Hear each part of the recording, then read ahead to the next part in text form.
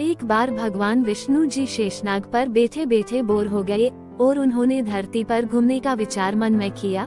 वैसे भी कई साल बीत गए थे धरती पर आए और वह अपनी यात्रा की तैयारी में लग गए। स्वामी को तैयार होता देखकर लक्ष्मी माँ ने पूछा, आज सुबह सुबह कहाँ जाने की तैयारी हो रही है?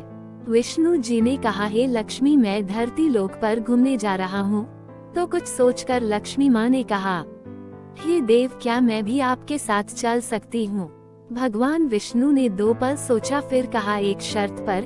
तुम मेरे साथ चल सकती हो। तुम धरती पर पहुंचकर उत्तर दिशा की ओर बिल्कुल मत देखना। इसके साथ ही माता लक्ष्मी ने हाँ कह के अपनी मनवा ली। और सुबह सुबह माँ लक्ष्मी और भगवान विष्णु धरती पर पहुंच गए। अभी सूर्य देवता निकल रहे थे। रात बरसात होकर हटी थी। चारों ओर हरियाली ही हरियाली थी। उस समय चारों ओर बहुत शांति थी और धरती बहुत ही सुंदर दिख रही थी। और माँ लक्ष्मी मंत्र मुग्ध होकर धरती को देख रही थी और भूल गई कि पति को क्या वचन देकर आई है। और चारों ओर देखती हुई कब उत्तर दिशा की ओर देखने लगी पता ही नहीं चला। उत्तर दिशा में माँ लक्ष्मी को एक बहुत ही सुंदर बगीचा नजर आया और उस तरफ से भीनी भीनी खुशबू आ रही थी और बहुत ही सुंदर सुंदर फूल खिले थे। यह एक फूलों का खेत था और माँ लक्ष्मी बिना सोचे समझे उस खेत में गई और एक सुंदर सा फूल तोड़ लाई। लेकिन ये क्या, जब माँ लक्ष्मी भगवान विष्णु के पास वापस आई तो भगवान विष्णु की आंखों में आंसू थे और भगवान विष्णु ने माँ लक्ष्मी को कहा कि कभी भी किसी से बिना पूछे उसका कुछ भी नहीं लेना चाहिए और साथ ही अपना वचन भी याद दिलाया। माँ लक्ष्मी को अपनी भूल का पता चला तो उन्होंने भगवान विष्णु से इस भूल की माफी मांगी। तो भगवान विष्णु ने कहा कि जो तुमने जो भूल की है उसकी सजा तो तुम्हें जरूर मिलेगी। जिस माली के खेत से तुम नए बिना पूछे फूल तोड़ा है, यह एक प्रकार की चोरी है। इसलिए अब तुम 3 साल तक माली के घर नौकर बनकर रह। उसके बाद मैं तुम्हें बैकुंठ में वापस बुलाऊंगा। माँ लक्ष्मी ने चुपचाप सर झुकाकर हाँ कर दी और माँ लक्ष्मी एक गरीब औरत का रूप धारण करके उस खेत के मालिक के घर गई। घर क्या, एक झोपड़ा था और मालिक का नाम माधव था। माधव की बीबी, 2 बेटे और 3 बेटियां थी। सभी उस छोटे से खेत में काम करके किसी तरह से गुजारा करते थे।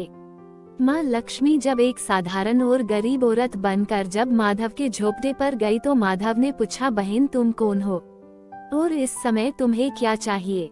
तब माँ लक्ष्मी ने कहा, मैं एक गरीब औरत हूँ, मेरी देखभाल करने वाला कोई नहीं। मैंने कई दिनों से खाना भी नहीं खाया, मुझे कोई भी काम दे, साथ में मैं तुम्हारे घर का काम भी कर दिया करूँगी। बस मुझे अपने घर में एक कोने में आसरा दे दो। माधव बहुत ही अच्छे दिल का मालिक था। उसे दया आ गई, लेकिन उसने कहा, बहन मैं तो बहुत ही गरीब हूँ। मेरी कमाई से मेरे घर का खर्च मुश्किल से चलता है। लेकिन अगर मेरी 3 की जगह 4 बेटियां होती तो भी मैंने गुजारा करना था। अगर तुम मेरी बेटी बनकर जैसा रुखा सुखा हम खाते हैं उसमें खुश रह सकती हो तो बेटी अंदर आ जाओ। माधव ने माँ लक्ष्मी को अपने झोपड़े में शरण दे दी और माँ लक्ष्मी 3 साल उस माधव के घर पर नौकरानी बनकर रही। जिस दिन माँ लक्ष्मी माधव के घर आई थी उससे दूसरे दिन ही माधव को इतनी आमदनी हुई फूलों से कि शाम को एक गाय खरीद ली। फिर धीरे धीरे माधव ने काफी जमीन खरीद ली और सब ने अच्छे अच्छे कपड़े भी बनवा लिए और फिर एक बड़ा पक्का घर भी बनवा लिया। बेटियों और बीबी ने गहने भी बनवा लिए और अब मकान भी बहुत बड़ा बनवा लिया था। माधव हमेशा सोचता था कि मुझे ये सब इस महिला के आने के बाद मिला है। इस बेटी के रूप में मेरी किस्मत आ गई है मेरी। और अब 2-5 साल बीत गए थे, लेकिन माँ लक्ष्मी अब भी घर में और खेत में काम करती थी।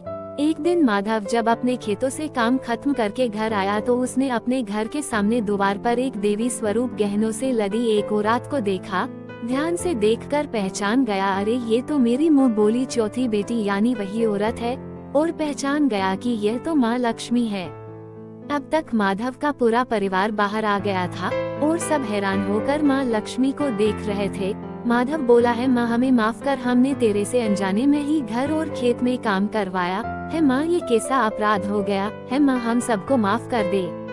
अब माँ लक्ष्मी मुस्कुराए और बोली है, माधव तुम बहुत ही अच्छे और दयालु व्यक्ति हो। तुमने मुझे अपनी बेटी की तरह से रखा, अपने परिवार के सदस्य की तरह से। इसके बदले में तुम्हें वरदान देती हूँ कि तुम्हारे पास कभी भी खुशियों की और धन की कमी नहीं रहेगी। तुम्हें सारे सुख मिलेंगे जिसके तुम हकदार हो। और फिर माँ अपने स्वामी के द्वारा भेजे रथ में बैठकर बैकुंठ चली गई। ऐसे ही वीडियो के लिए मुझे सब्सक्राइब करें।